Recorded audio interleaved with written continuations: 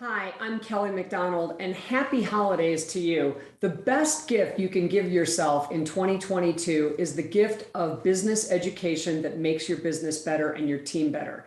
We're covering today is how to work with and lead people not like you. And this is an important topic for everyone, and you know this or you wouldn't be making time for this, but we're all working with people who are not like us. Whether those differences are really big or really small, we're all working with people not like us. So let me get started. I'm going to share my screen and we will jump in.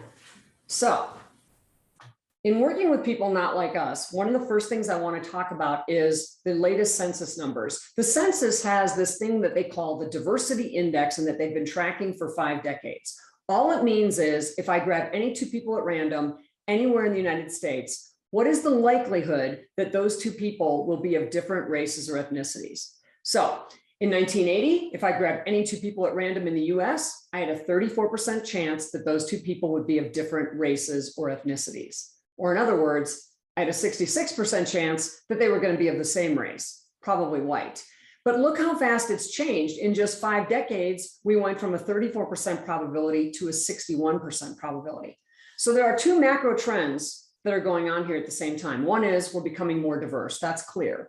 The other is we're becoming more diverse more quickly. Because if you look at the differences between each decade, in the last 10 years, we grew the diversity index by 9 whopping percentage points. All the other decades, 5, 6, or 7 percentage points. So we're becoming more diverse more quickly. Now, just to share this probably isn't going to be any surprise to you, but I wanted to give you the top 5 most and least diverse states because we have diversity even within diversity.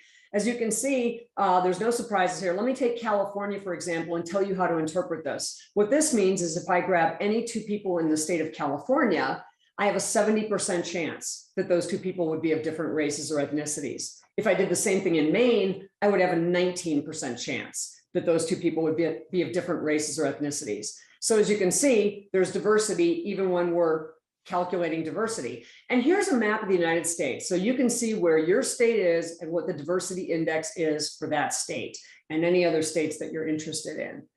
Now, diversity is not just race and ethnicity, though. It comes in all kinds of forms. My definition of diversity is any way you can be different from me.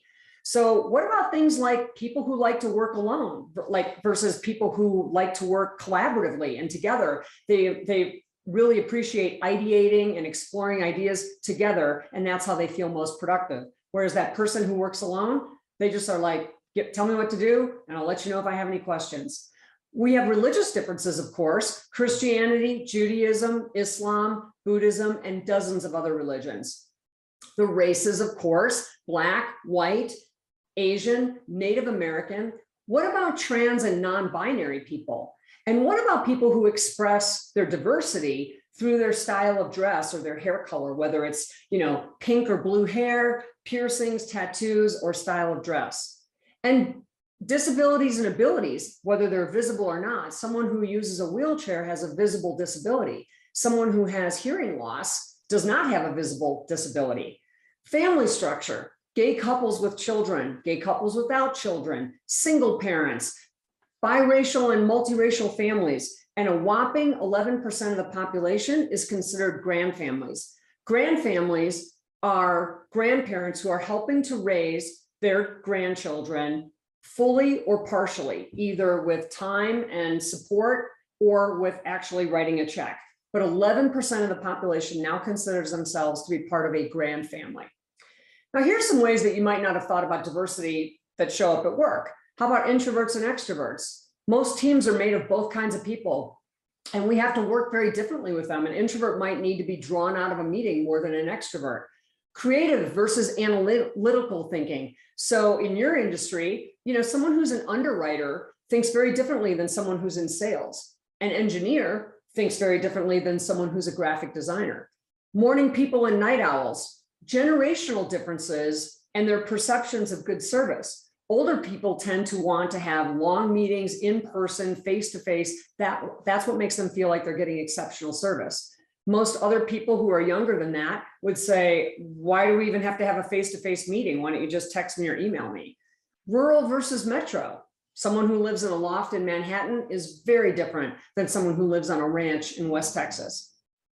Communication styles. Again, some people like that face-to-face conversation, even if it's over a Zoom call, and other people would be like, we don't really need to see each other, just text me. And of course, Apple people versus Google people. Now, different can be uncomfortable, especially at work, because we understand the perils that go along with saying the wrong thing to the wrong person or having it be taken the wrong way. So our differences can actually make us really uncomfortable when it comes to work. But there's no good way to talk about it. Nope, it's not okay to admit that because it's too risky. You know, again, you say the wrong thing to the wrong person, they take it the wrong way, your job could be at risk. Or maybe your job's not at risk, but you get told that you are not on the diversity bandwagon, or you get branded with a horrible, horrible label like racist, bigot, misogynist, homophobe, xenophobe, Islamophobe. The list goes on and on. So what do? You keep quiet. But that doesn't mean that you're not struggling. Just because you're not saying anything doesn't mean that that discomfort that you feel and that struggle that you feel is not there. It is. But social psychologists tell us that if we're struggling, we're normal. So if you are struggling to work with someone that you just don't see eye to eye with, you just don't get, you're coming from two very different backgrounds or very different perspectives on problem solving or whatever it might be. If you're struggling, that actually makes you normal. It does not mean that you are a bad person, because you're not, and you're definitely not alone. The discomfort that you feel is actually normal. So let's put a little science behind this.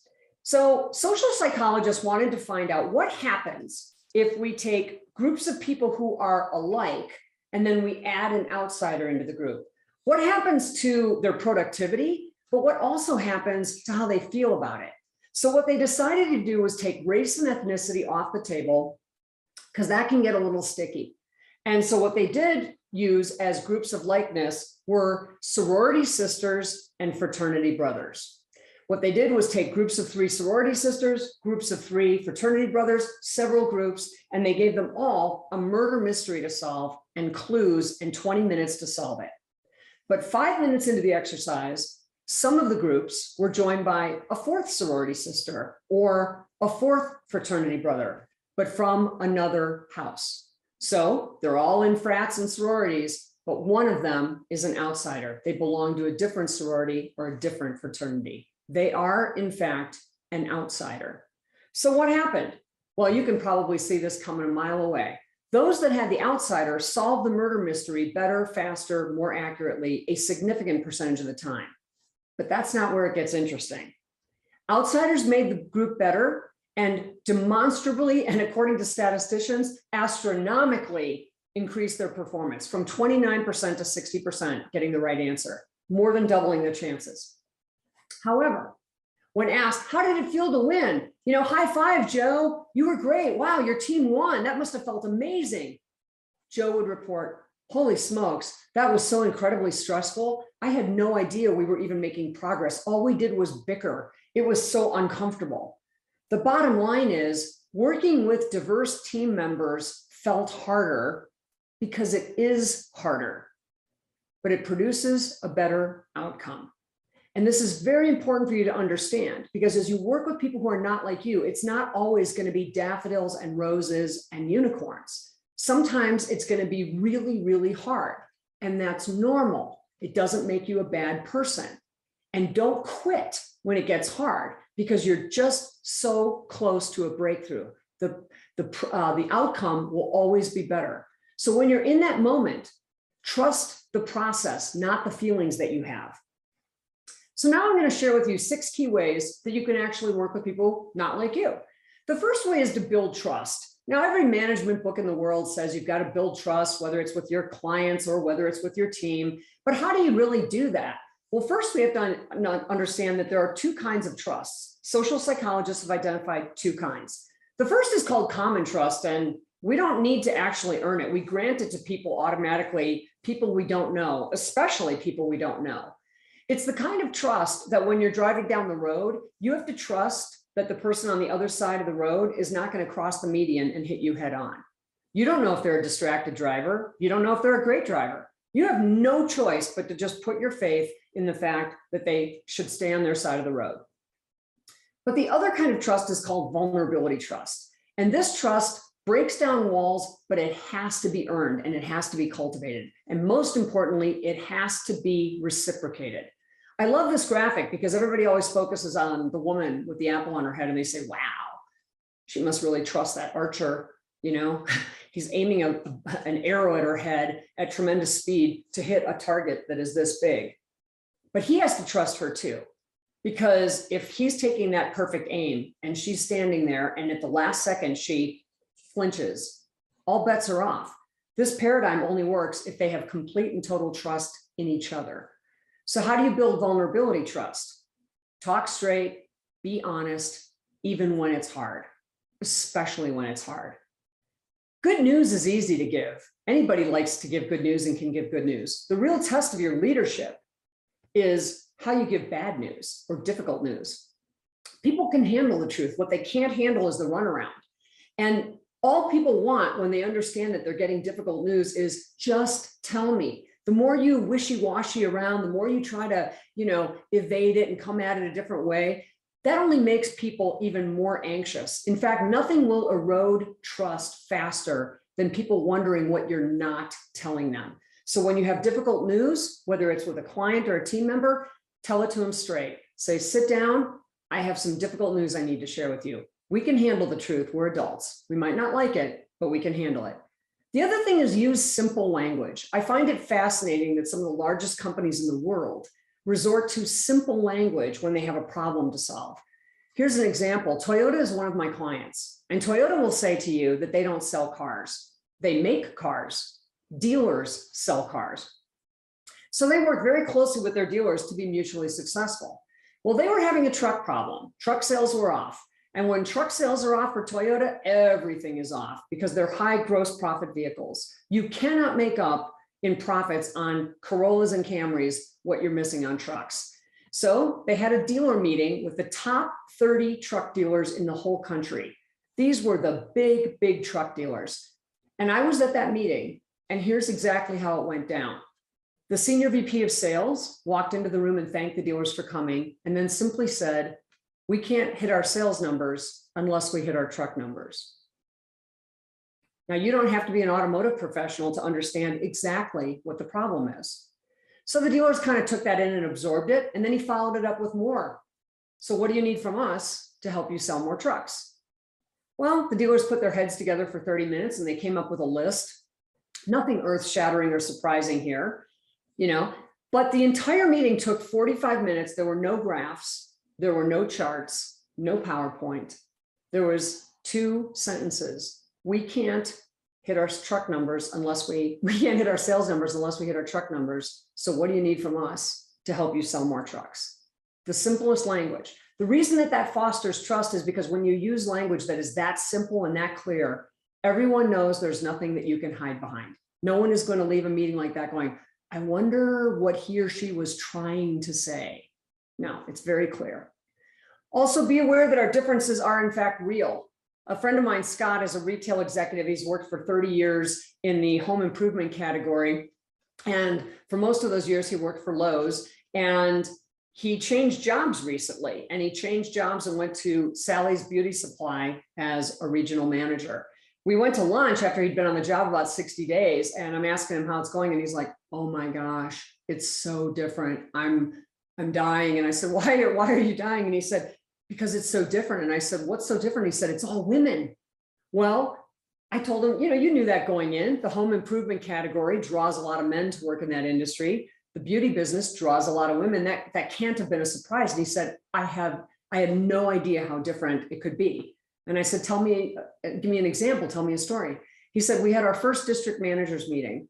And it's my first time meeting all of my new district managers. There's 8 of them. And we start to go through sales, and we're covering sales, and one of the district managers' sales are in the toilet. And I start talking to her about this, and she starts crying. Now, when he said this, I pushed back on him a little bit, and I said, you don't mean crying, you mean whining, like, oh, my sales are so bad. And he goes, no, Kelly, tears. She was actually crying. And I said, oh my gosh, what did you do? And he said, I did the only thing I could think to do. And I said, talk to me, tell me what's going on and how I can help. And if you break this down, it's genius. Talk to me, get a dialogue going. What's going on? Where's the problem or the barrier so I can help you? What he didn't say was, why are you crying? Which probably only would have made her shut down. And what he found by asking it this way, tell me what's going on so I can help you, is he found that she was not crying over sales. She was upset. And for some of us, when we get upset, it manifests itself in our eyes. It's a physiological reaction to stress, and it looks like tears. It's water in our eyes, but we're not crying because we're sad. It's a physiological reaction. And so when he asked her this way, she was able to tell him that the reason that she was upset was because she felt like she was letting her new boss down. That's very different than crying over sales. And once he knew that she felt like she was letting him down, he was able to reassure her and say, no, no, no, I've seen your track record. It speaks for itself. You're one of the strongest district managers in the country. I'm really looking forward to working with you. But clearly something's going on in your district that's affecting sales. So let's talk about that. So we are different. The following 2 slides, these are going to change your life. Working with women and selling to women, or working with men and selling to women. And this is, again, from social psychologists. This is science. Women value expansive choices, and we like seeing all of our options. We're not overwhelmed when we're given a lot of options. It's actually just the opposite. We feel empowered. I can look at 175 different colors of jackets, and I know I want the tangerine one, and I know it because I looked at all 175, and that's the one I want. I am confident in that decision. Men, on the other hand, want their choices simplified. I always say, I'm sorry, you guys, but I know why your clothes only come in 3 colors, black, navy, khaki. And that is because the magic number for men is 3. And this is true science. It's not 2 and it's not 4. The magic number for men is 3. So fun fact, men buy more electronics than any other group, more flat screens, tablets, phones, cameras, you name it, electronics. Haven't you ever noticed that when you go shopping for electronics, all of the pricing is done in groups of 3? Even stuff that's not electronics, that is heavily marketed to men, like tires, is done in groups of 3. Why? Because it works. So here's how you might use this insight. If you're working with a woman and you're selling to a woman, you might say, we have all these different options and every one of them is terrific. Let me walk you through the different options and explain, and we can select together the one that's right for you. If you're working with a man, you would say, we have many, many different terrific options. Let me give you my top 3 recommendations. Now, if a man wants more information, you can always give him more, but start with 3 and you will be amazed how far you'll get. Give people what they want. What a simple concept. You know, even global companies like Burger King don't just do the same thing everywhere. If you go to New York City and you get their breakfast sandwich, it's served on a bagel. And in Birmingham, Alabama, that same sandwich is served on a biscuit. Just little tweaks to give people what they want. So for example, personalized communication is really critical right now. We all know this. Video conferencing and phone calls are here to stay. But what I think we should do is let clients dictate what is the form of communication that they want, and let's give them what they want, because Zoom fatigue is real. So engage in whatever manner is best for your client. Ask them, would you rather have a video call or a regular call? Would you rather me contact you in the morning or the afternoon? Would you prefer an email or a text? I can't tell you how valuable this is. Increasingly, I've been asking my clients, do you want to have a regular call or a video call? And many of them are going, could we just have a regular call? In fact, one of my clients said, if we're just having a regular call, I can give you my full attention, Kelly, and I can walk around my house and water my plants. Another thing that people are doing is saying, let's get a coffee and go for a walk around the block, or go, for a walk around the park. Let's get outside and get some fresh air, because we all spend too much time looking at our computer screens. Here's what nobody wants. Nobody wants your big, long, rambling email, because we just don't want it. Would you rather read this or would you rather read this? It's essentially the same email. On the right here, white space and bullet points are your friends, because white space and bullet points visually break up an email so that you can skim through it, because that's really all we're going to do. And what we want is for the recipient to find the action item in there. There are only 2 reasons that we actually send an email. I either want you to know something or I want you to do something. So why wouldn't I want to make it as easy as possible for you to get to that action item? In fact, our language reflects culture and changes, and we all use acronyms that allow us to be more effective and quickly and speak quickly when we're using acronyms like LOL, BRB, TTYL. I don't know if you've seen this one, too long, didn't read. It's a real thing. So if you're guilty of being that person who sends that big, long, rambling email, number one, stop it. And number two, if you can't stop it, don't be surprised if some of your team responds with TLDR. Agree to disagree. This is really important. I don't know what you were taught as a child, but my parents taught me that the polite thing to do when I was, at a crossroads with someone and we just couldn't make headway was to say, let's agree to disagree. Those are polite words, but the problem with them is they don't work. Because if I say, let's agree to disagree, then it comes across as very dismissive. And it's very clear that this conversation is over. We can't have that in business. We have to keep talking. So here's a better way. I see it differently. I see it differently is not antagonistic. It's not judgmental. It's not combative. And I'm not even trying to persuade you over to my point of view. I'm simply making a statement. I see it differently. Look at this graphic. Is it 606 or is it 909? It depends on how you see it. It's possible for two people to look at the exact same thing and see it differently. And chances are, if I say to you, I see it differently, you're probably going to say to me, tell me how you see it. And then we're continuing the conversation. Number 5, take the emotion out of it. It's actually terrific when you love all the people that you work with, but you're not always going to love the people that you work with. And that's okay. You do have to be professional. You do have to be respectful, but you don't have to like them. Liking and disliking are emotions. And if you set that aside and focus on the business at hand, it will alleviate some of the stress. So take, for example, a football team, any football team. Do you think everyone who works on a football team likes each other? I'm not just talking about the players, all of the people. An NFL team employs hundreds and hundreds of people, if not thousands. Do you think they all like each other? No way, not possible. But when they get out there, they have a job to do and they do it. What about people in the military? Do you think someone in a platoon or a troop likes everyone else in that same troop? No way. It's not possible. But when they get out there, they have a job to do and they do it. So again, you do have to be professional and respectful, but you don't have to like everyone that you work with. So the thing that I would say is if you and I don't like each other, we just don't. We've always rubbed each other wrong, oil and water, the wrong way. Do you think we could sit down and do a budget forecast? Yes, we can, because that's a task. We don't have to have emotions attached to it. So give yourself a break on that. And lastly, use 4 magic words. These 4 magic words are going to change your life. Stop saying, can you help me? And say instead, I need your help. I need your help will never fail you. And here's why it's so much better than can you help me? If I say to you, can you help me? You can say to me, I would really love to, Kelly, but I can't. I'm working on this deadline, the numbers, I'm jamming. I can't. Can you help me is a yes or no question, and I can get a no. But if I say to you, I need your help, here's what I promise that you are going to respond. You are going to respond with something like, what do you need? What's going on? How can I help? You're never just going to say no. I said, I need your help, and you're going to find out what you need my help with. This will open more doors for you in every aspect of your life, not just business. So stop saying, can you help me? And replace it instead with, I need your help. The other thing is people like to help. So when you ask for help, they will give it to you and it makes them feel good too. So 5 things to do, 5 things to remember.